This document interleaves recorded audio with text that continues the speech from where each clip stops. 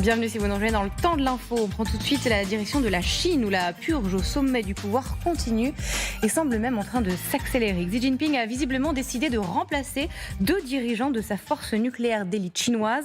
Il s'agit du général Li Wuchao et de son adjoint qui de toute façon visiblement avait déjà disparu depuis quelques mois. Nous sommes en direct pour en parler avec 2 invités. Jean-François Di Meglio qui est président d'Asia Centre et puis Bruno Combi, polytechnicien et ingénieur en génie nucléaire. Et puis vous voyez toujours sur ce plateau, bien évidemment, Vera Grandseva, Claude Blanche-Maison, Gaëtan Powys et puis le lieutenant-colonel Vincent Arbaretier. Merci à tous de m'accompagner pour cette partie donc, qui se passe du côté de Pékin. Alors d'abord, je vais aller vers vous, Jean-François Di Meglio, avec une question très large. Qu'est-il en train de se passer, selon vous, du côté de Pékin avec ces décisions de Xi Jinping? Est-ce qu'il y a une accélération, une purge qui est en train de s'accélérer? Bon, moi, ce que je dirais, c'est qu'il y a visiblement beaucoup de nervosité. On ne sait pas exactement quelles sont les raisons de cette nervosité. On peut en identifier quelques-unes, mais qui n'ont rien à voir, pour le coup, avec les questions de sécurité militaire. La nervosité vient naturellement au lien entre la légitimité du pouvoir et la prospérité économique. La prospérité économique est en péril actuellement. Il faut renforcer la légitimité du pouvoir et donc tout ce qui pourrait compromettre la légitimité du pouvoir, y compris des comportements déplaisants d'un certain nombre de cadres du parti, pourrait être l'explication des changements que l'on voit. Alors Jean-François Di Meglio, ce sont tout de même des postes très stratégiques. Enfin, vous allez me confirmer ou pas, mais la Chine entreprend l'un des changements les plus profonds de sa stratégie nucléaire depuis des décennies. Au-delà de la légitimité, comment est-ce que vous interprétez ce genre de changement ? Oui, oui, vous avez tout à fait raison de dire que c'est exceptionnel. Vous avez prononcé le mot de stratégie nucléaire. On n'en est probablement pas encore là. C'est possible. C'est-à-dire que quand on change d'homme, on peut aussi changer de stratégie et on peut changer de choix et de direction. Mais là, ce dont il s'agit pour l'instant, c'est de changer des personnalités. Le signe fort qui est donné, indépendamment du côté exceptionnel que vous avez tout à fait raison de souligner, c'est la suprématie du pouvoir politique et au sein du pouvoir politique, naturellement, de ce qu'incarne Xi Jinping, c'est-à-dire la suprématie du parti sur tout ce qui pourrait éventuellement reprendre un peu d'ascendant, en particulier l'armée. Donc le message, c'est tout à fait clair, l'armée n'a pas le dessus dans le système politique chinois. Et ça, c'est extrêmement important, parce que l'une des interprétations, bien sûr, il y en a de nombreuses, il y a naturellement énormément d'opacité, l'une des interprétations, c'est que Xi Jinping, jusqu'ici, malgré quelques paroles fortes de temps en temps, maintient une ligne relativement modérée, le terme peut vous surprendre, mais au sein d'une diversité d'opinions, y compris dans l'armée chinoise, probablement en particulier sur la projection militaire chinoise, on peut penser que Xi Jinping incarne une certaine modération. Et donc, ce qui est peut-être en jeu, outre les problèmes de corruption, outre les problèmes de ligne politique, outre les problèmes d'hommes, c'est probablement le souhait de maintenir la Chine dans de certaines limites en termes de projection militaire. Évidemment, on pense à Taïwan. Oui, on peut lire notamment ce que dit, en rapport à ce que avec ce que vous nous expliquiez, Laïl Maurice, qui est chercheur en politique étrangère à l'Asia Society Policy Institute, qui nous dit en gros, le président Xi Jinping a consolidé le contrôle de l'APL, donc l'Armée populaire de libération, donc c'est bien lui qui a le dessus, de manière sans précédent, mais ça ne signifie pas que c'est terminé. Xi est toujours préoccupé par la corruption dans ses rangs et a signalé que la loyauté absolue envers le parti n'était pas atteinte, avec ces 2 hommes qui ont donc été, où les postes ont été changé en tout cas. Alors au-delà du nucléaire, colonel Arbaretier, c'est toute son armée finalement qu'il veut consolider. C'est ce qu'on comprend. Oui, consolider, je pense qu'elle a déjà pas mal consolidé. L'armée chinoise a augmenté énormément en effectifs et en moyens, d'ailleurs davantage en moyens qu'en effectifs, y compris la marine, et surtout la marine, l'aviation. Bon, ils suivent de façon très précise tout ce qui peut se passer également en Ukraine, donc ils doivent aussi tenir compte de tous les enseignements sur les drones, si vous voulez. La Chine, il faut quand même imaginer qu'elle est quand même encerclée par des missiles américains. Quand on regarde notamment dans le Pacifique, alors on parle beaucoup des mesures que les Chinois ont prises pour s'arroger telle ou telle zone dans le Pacifique, et on a raison d'en parler, mais tout autour, les Chinois savent très bien au-delà des ennemis traditionnels, enfin des adversaires que sont l'Inde, et éventuellement puis l'affaire de Taïwan, et voire la Corée du Sud, si vous voulez, parce qu'ils sont solidaires de la Corée du Nord, il y a quand même les États-Unis. Donc je pense que Xi Jinping, dont l'objectif a été clairement écrit dans son livre blanc, qui se vendait d'ailleurs à la FNAC il y a quelques années, c'est faire que la Chine soit la première puissance mondiale en 2049. Alors c'est du temps, mais en même temps, en fonction des résultats de la guerre en Ukraine, si l'Ukraine gagne, les Occidentaux gagnent, et donc c'est une pression encore davantage sur la Chine, ça voudrait dire que, on peut rêver, la Biélorussie, la Russie seraient intégrées dans une alliance occidentale, et là les Chinois seraient encerclés par les Occidentaux, ce dont ils ne veulent pas, absolument pas.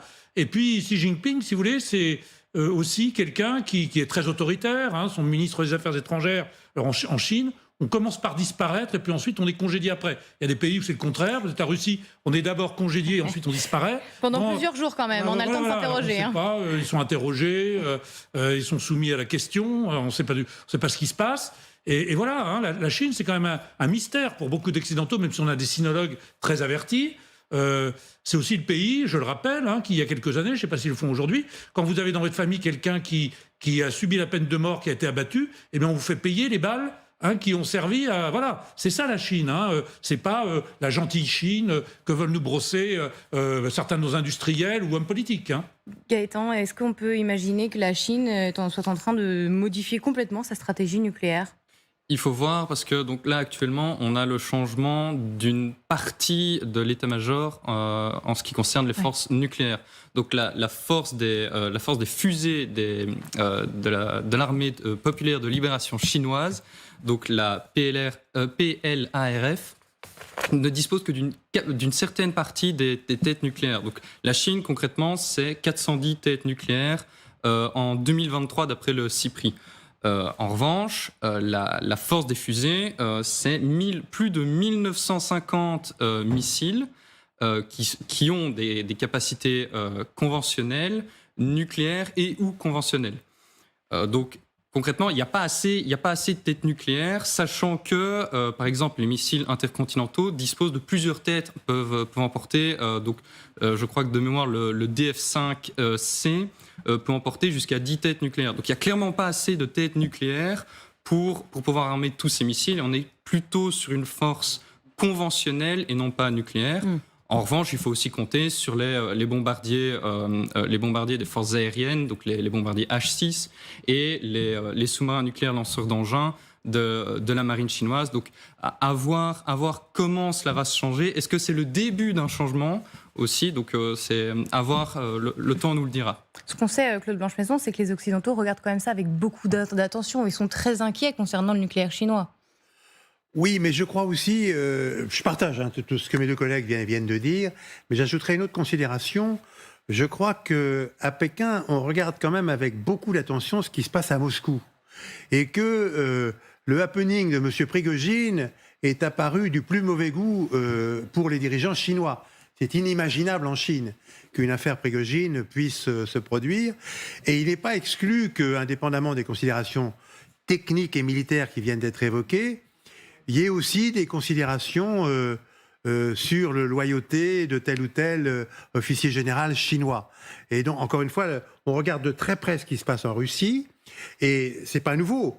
En Chine, on a critiqué Gorbatchev, qui prenait des mesures de libéralisation politique sans modifier le régime, et les Chinois ont dit assez vite, ça va lui échapper. Et en effet, ça lui a échappé. De la même manière, lorsque le mur de Berlin est tombé, ils ont vissé tous les écrous, parce qu'ils se sont dit, les prochains, c'est peut-être nous. Ils ne sont jamais sûrs de pouvoir garder le pouvoir. Moi, j'ai observé ça, en tout cas, à l'époque, j'étais ambassadeur à Hanoï, et Hanoï, c'était une petite Chine à l'époque, et effectivement, quand le mur de Berlin est tombé, ils se sont précipités à Pékin pour dire, ça va arriver chez nous aussi. Est-ce que vous allez nous soutenir? Et les Chinois ont dit, on verra. Mais là, il est bien possible que, comme ce sont des spécialistes des techniques de pouvoir, ils se disent, après tout, tel ou tel général n'est pas sûr, il faut le changer. C'est aussi une considération qui peut exister. Cela dit, j'ajoute qu'en Chine, il y a toujours des commissaires politiques auprès des généraux, auprès des chefs d'unité militaire, et que les commissaires politiques, ça sert justement à évaluer la fidélité du chef, et c'est pas forcément ses qualités militaires. Merci beaucoup Jean-François Di Meglio d'avoir accepté notre invitation dans le temps de l'info. Ce qui est intéressant, c'est que ce qui se passe aussi du côté chinois, ça arrive en parallèle à cet avertissement d'une centaine de journaux médicaux, dont les plus prestigieux ces dernières heures. Ils alertent sur une menace nucléaire grandissante. Voilà ce qu'on peut lire notamment. Le danger est important et grandissant. Les États dotés d'armes nucléaires doivent éliminer leurs arsenaux nucléaires avant que ces derniers ne nous éliminent. Voilà ce que dit l'éditorial. Vous êtes donc en direct avec nous. Je vous ai présenté Bruno Combi. Je rappelle que vous êtes polytechnicien et ingénieur en génie nucléaire. Alors, éliminer les arsenaux nucléaires avant que ces derniers nous éliminent, ça voudrait dire, Bruno Combi, plus de dissuasion. C'est ça. Et si on regarde l'histoire de France, par exemple, eh bien, nous avions une guerre tous les 40 ans qui faisait de l'ordre d'1 million de morts et plus. Jusqu'à ce qu'en 1945 et dans les années qui ont suivi, la France se dote de l'arme nucléaire dissuasive. Et depuis, ça fait maintenant 78 ans qu'on n'a plus de guerre. Donc il y a des pour et du contre à cette histoire de dissuasion nucléaire. Mais ce qui est sûr, c'est que le domaine de la stratégie nucléaire est actuellement en train de changer pour plusieurs raisons. D'abord, bien sûr, parce qu'il y a une instabilité croissante dans le monde. On le voit bien dans différentes régions, avec la Chine et Taïwan, avec la guerre en Ukraine, qui est en fait une guerre entre les États-Unis par Ukraine interposée et les Russes. Donc les deux principales puissances nucléaires qui s'affrontent, pour l'instant d'une manière classique, fort heureusement. Donc il y a des nouvelles zones d'instabilité croissantes, mais aussi parce qu'il y a des nouveaux vecteurs hypersoniques qui permettent de transporter les bombes beaucoup plus vite. Par exemple, le missile Avant-Garde, qui vole à 33 000 km/h, Mach 27, et donc qui permet de mettre, par exemple, la Russie à portée de quelques minutes de la plupart des grandes villes dans le monde. Donc ces missiles beaucoup plus rapides remettent en question la stratégie de dissuasion nucléaire telle qu'elle était pensée jusqu'à maintenant, puisque jusqu'à maintenant, des pays comme la France ou les États-Unis disposaient d'un temps qui est de l'ordre d'une demi-heure, 1 heure, pour réfléchir, vérifier l'information s'il s'agit d'une attaque nucléaire et déclencher une riposte qui peut être dévastatrice pour celui qui a tiré. Et donc les nouveautés technologiques font que cette dissuasion est aujourd'hui mise à mal, puisque les bombes peuvent être tirées en nombre et exploser en détruisant l'ennemi avant même que celui-ci ait eu le temps d'organiser la riposte. Alors ce qu'on peut lire aussi dans ces revues scientifiques, je cite, même une guerre nucléaire limitée, entre guillemets, impliquant seulement 250 des 13 000 armes nucléaires dans le monde pourrait tuer 120 millions de personnes et provoquer une perturbation climatique mondiale conduisant à une famine nucléaire et à la mise en danger de 2 milliards de personnes. Claude Blanche-Maison, tous les pays dotés le savent. Enfin, ça, c'est une certitude, ce serait catastrophique. Mais est-ce qu'il n'y a pas une certaine responsabilité aussi qui vient avec la possession de l'arme nucléaire ? Oui, en effet, l'arme nucléaire, elle est faite avant tout... Qui devrait venir avec la possession, en tout cas. Elle est faite avant tout pour ne pas s'en servir. C'est une arme de dissuasion. Avec le trouble qui a été introduit, avec ce concept que nous contestons, qui est le concept d'arme nucléaire tactique. Le général de Gaulle avait dit à des généraux qui avaient fait exploser une bombe nucléaire tactique française sur un champ de manœuvre, mais quel est l'imbécile qui a pris cette initiative ? Ça n'existe pas. Ce qui compte, c'est le seuil nucléaire. C'est plus destructeur qu'Hiroshima, par exemple, certaines bombes tactiques. Oui, mais ou même elle pourrait être moins forte. Ce serait quand même terrible, oui. Mais c'est le seuil nucléaire, et effectivement, si ce seuil nucléaire est franchi, même avec quelques kilotonnes, ça provoquerait un effet de sidération absolument mondial, dont on ne peut pas évaluer toutes les conséquences. Donc l'arme nucléaire, elle est faite pour la dissuasion et pour ne pas être utilisée. Alors si maintenant, en effet, comme ça vient d'être dit, il y a des missiles hypersoniques qui ne permettent pas de faire fonctionner la dissuasion, ça oblige à changer, en effet, de raisonnement, et c'est extrêmement grave, en effet.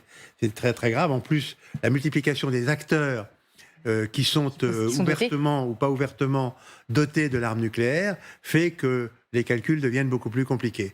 Alors, en effet, je pense que la responsabilité, c'est en effet pour les États d'en rester à la théorie de la dissuasion, et l'arme nucléaire n'est pas faite pour être utilisée, elle est faite pour dissuader l'adversaire. Bruno Combi, alors cet appel intervient après des menaces à peine voilées du président russe Vladimir Poutine, entre autres sur un potentiel usage des armes nucléaires tactique, entre autres, sur le sol ukrainien. Aussi, après des essais répétés de missiles nord-coréens, après le blocage également d'initiatives pour la non-prolifération, on comprend bien que ce cri d'alarme des scientifiques intervient aussi, montre en tout cas une espèce d'urgence, en tout cas extrême autour de la crise nucléaire. Est-ce qu'on est dans une situation d'instabilité telle aujourd'hui qu'il y a une réelle crainte d'utilisation de ces armes nucléaires, et où sont les principaux points de crispation? J'imagine principalement la Corée du Nord, le Pakistan? Oui, bien sûr, la menace existe et donc en ce sens, les médecins et les revues médicales ont raison d'appeler à une plus grande attention sur ce point. Vladimir Poutine lui-même, à plusieurs reprises, notamment le 21 septembre 2022, a lui-même fait cette citation exacte d'une menace nucléaire grandissante. Je cite ces mots.